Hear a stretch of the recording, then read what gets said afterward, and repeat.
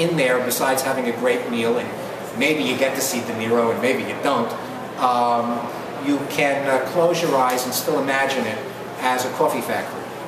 I don't know who sells the coffee at Tribeca Grill, but I'm told it's pretty good. It's not me, but whoever it is doing their job well. It's on the corner of Greenwich and Franklin Streets, by the way, and it really is a handsome building if you're into New York City architecture. Arbuckle did so well that he moved his business from Pittsburgh to New York. He moved his business to Brooklyn, at the foot of the brand new Brooklyn Bridge. And you can still see some of his grand green coffee warehousing. This was the largest coffee roasting plant in America, which probably meant it was the largest coffee roasting factory and warehouses in the world, simply because America was the major coffee importer and New York was the major producing city. The warehouses are partially still standing. They're between the Brooklyn Bridge, running along Water Street in Brooklyn, not Water Street in Manhattan, and running between River Cafe and where Jacques Torre has his chocolate retail space. And they were 3 stories tall with very high ceilings and very tall windows, cathedral windows, with huge shutters. The window spaces are still there. Some of them still have their shutters. If you can read the faded paint on the old brick, you can just make out the names of John Arbuckle brothers. And that is where they built the largest coffee roasting machine in the United States. It was built by Jabez Burns, who we're going to talk about in a minute. And that machine could roast 5,000 pounds of coffee at one time. It was enormous. I mean, my whole business only roasts, 20,000 pounds in a week. Okay, and we've been trying to grow our little business for 171 years. He grew his business in a decade, and it was 5,000 pounds every 15 or 20 minutes, all day and all night, and no smoke control. You can imagine what downtown Brooklyn smelled like. To me, it's heaven, but the New York City Department of DEP, had it existed then, probably would have taken the poor man away in irons. The Arbuckles were now using so much sugar for sugar glazing, and the sugar industry was based at the foot of the next bridge. The sugar industry, or 2 bridges up, was in the United States, was based at the foot of the Manhattan Bridge. It was the American Sugar Refining Company. It was owned by a family by the name of Havemeyer. They not only owned that business, but they also controlled what was known as the Sugar Trust, which was all the members of the sugar industry in the country, so that they could fix prices and guarantee that you couldn't go to Costco and buy a 5-pound bag cheaper than they wanted you to.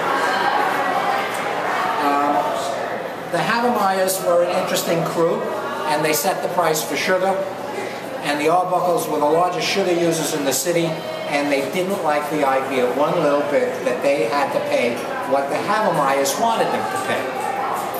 So the Arbuckles made a gesture which I could make freely if I didn't have a torn tendon in my right hand, to the Havemeyers, and built a sugar refining plant in Brooklyn just to serve themselves. The Havemeyers were not amused. The Havemeyers decided to go into the coffee business. There were very few businesses at that time that could compete against the Arbuckles in the coffee business. But the Havemeyers thought they found their man when they came up with a guy in Toledo, Ohio, who had the largest coffee roasting plant west of the Mississippi River. His name was Wilson. He had been a soldier in the Union Army in the Civil War. He had gone into the coffee roasting business and bought a small little business who made a brand called Lion, L-I-O-N. And he had built himself into a good-sized distributor throughout the Middle West. The Havemeyers bought the Lion coffee business and overnight started selling their coffee east of the Mississippi too. The Arbuckles didn't like it much. The Havemeyers said they'd stop if Arbuckles would stop making their own sugar. the Arbuckle said, I can only imagine what Mr. Arbuckle said, but he didn't stop. And so there was a coffee war. This is around the year 1900, and there's a brand new industry trying to be built in New York City, the advertising industry. And the Arbuckles started using the advertising industry to promote their product. They had learned this from a guy who was the son of a French banker who had gone into the coffee business in New York City in the 1850s, 1860s, and his brand was called Private Estate. And he was the very first guy to advertise his product on what they then called car cards. For those of you who have ever been in the New York City subway, the car cards are the advertisements, the little posters above the seats that you read because you forgot to pick up the Daily News or New York before you got on the subway. And he used them for advertising, which meant the entire middle class of the city was getting to see his product every day on their way to and from work. Remember, they couldn't walk around with little plugs in their ears listening to music. They didn't have radios, they didn't have TVs, they didn't have laptops, they didn't... Okay, this was the newest cutting-edge media. And he advertised on the sides of horse-drawn trolley cars and inside subway stations and on the elevator trains. And the Arbuckles picked up on this and they started doing it. Throughout the entire rest of the country, however, the Havemeyers started advertising Lion Coffee, and you can buy real and reproduction Lion Coffee posters all over the United States in antique shops that specialize in old movie posters and advertising posters. And they're wonderful, they're colorful. It's a big cartoon lion standing on his hind legs wearing a sailor outfit. And I think their slogan was, "The cup that cheers but never inebriates." If you want a real, genuine, honest-to-goodness cup of Lion coffee, the Lion brand is still around.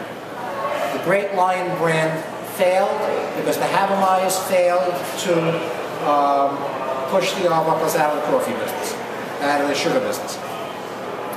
And they dropped the company, Wilson Spice. Wilson Spice, during the Great Depression, went into bankruptcy.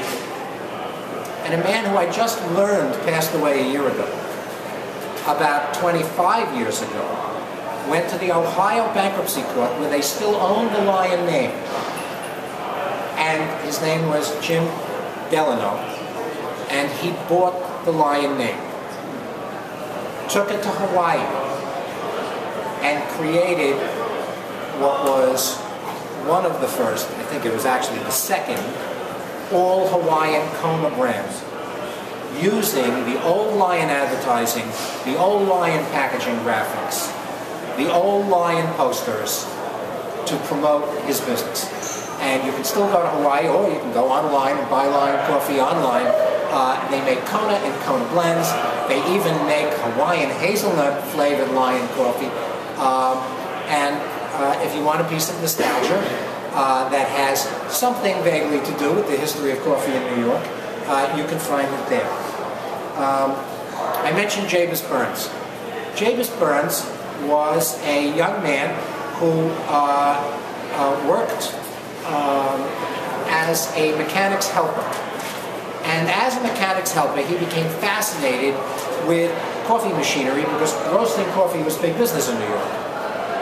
And in those days, pre-Civil War, the coffee roasters of the city had generally moved their coffee away from the backyard. If you look in the little gray Gillies folder that you'll find where the handouts are, you'll see a microscopic picture in the upper right-hand corner of Mr. Gillies roasting coffee in the backyard of his place on Washington Street.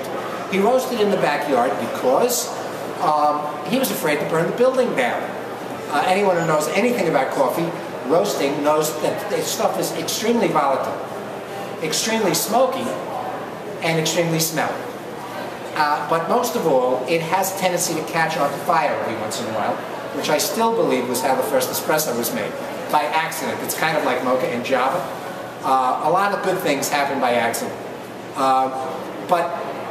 Just like if you go to visit Williamsburg, Virginia, you won't find kitchens in the houses unless the people are very rich, because the people in Hartford, Connecticut had not invented the industry that we now know as the insurance industry, and so when people burnt down their houses because they forgot to watch the beef stew carefully, they had to rebuild and they didn't have insurance to cover.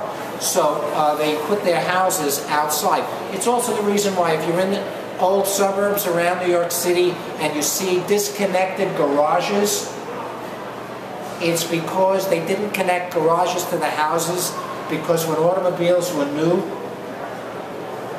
automobiles had a tendency every once in a while to burst into flame or explode, okay? So people built separate housing for them. It's not just that they might have had a barn that they now converted to a horseless carriage house.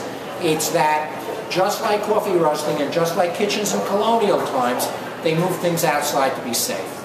But by the period after the Civil War, roasting was moving indoors.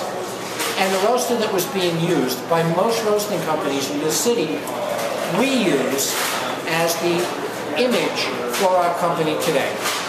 The name of the roaster is the Carter Pullout, and you can find it.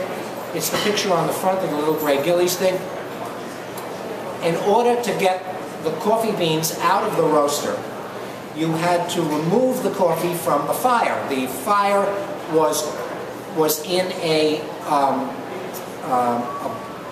box of brick, kind of like a brick pizza oven.